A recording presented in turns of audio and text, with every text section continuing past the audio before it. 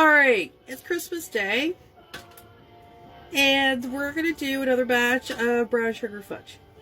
So, I have a pan heating up, and we're just going to do a single batch of this. And this is actually a recipe from Cora's Breakfast and Brunch. So, it's their famous fudge for brown sugar. Alright, and what we're gonna do is we're gonna drop in, let's see here, 2/3 of a cup of butter. And we're gonna let that melt. And then the next thing we're gonna do is we're gonna add in 3 cups of brown sugar. Then we're gonna add in 2/3 a cup of full fat cream, whipping cream.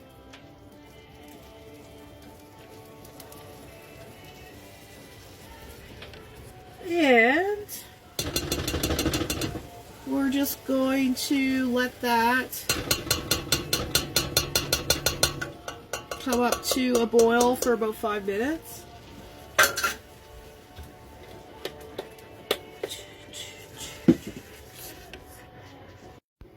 Alright, so once you've boiled your brown sugar, your butter, and your 35% whipping cream, the next thing you're going to do is you're going to add 2 teaspoons of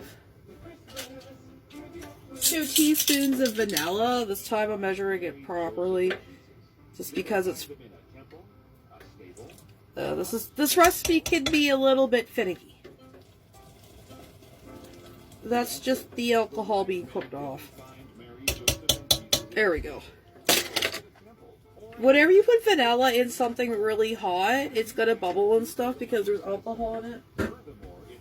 Okay, so the next thing we're gonna do is we're gonna add 1 cup of icing sugar. And you're gonna take a hand mixer and you're going to mix it around.